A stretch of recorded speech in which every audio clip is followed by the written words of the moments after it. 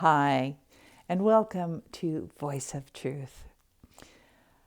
The last video that I put up, we talked about being a critical thinker, and that kind of overflows into this one, where I asked the question, would you allow your belief systems to stop loving someone? So think about that, what you believe. And is there somebody that you know that doesn't think like you? Now, we talk about, toxic people in our lives, having toxic people in our lives, and how it's okay to let go of those toxic people. But this is different. This is, in other words, let's say if you had a different religion from somebody else, would you allow that belief system of that religion to stop you from being a friend with that person? Or maybe their political view is different. And would you allow that person's political view to stop you from loving them? And it's a really good question because, once again, we're talking about what's happening in today's world and how instead of coming together as one, we are being divided. And that is a very serious problem, because why are we being divided? Divide and conquer? Is that what's really happening here? So think about the people that maybe you don't agree with. And I know for a fact that some of my good friends and some of my family probably don't believe, and some of them I know don't believe what I believe. But that doesn't stop me from loving them. That doesn't say, well, you don't agree with me, so, you're out. That's it. Our friendship, our relationship is over. So go away.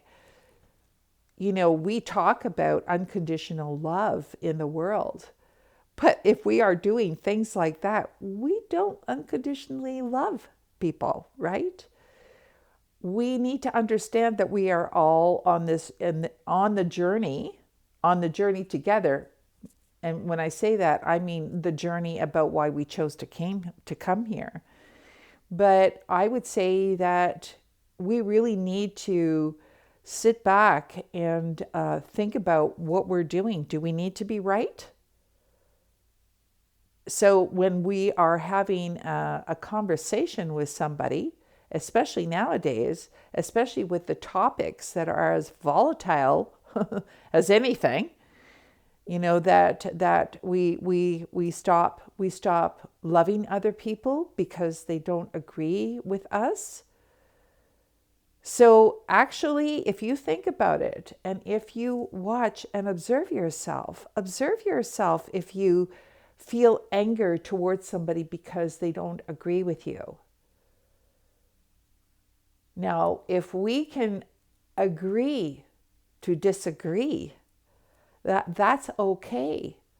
It's okay for us to have a conversation and not be on the same wavelength, but having a conversation.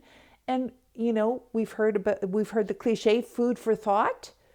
Well, that's what it is. It's food for thought. We talk about planting a seed, so you plant the seed and then you let it do whatever it needs to do.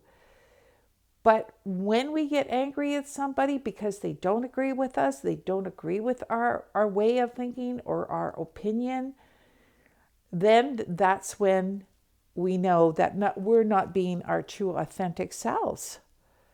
So I just want you to, think about that and just take a good look at yourself. How do I feel about what's going on in the world?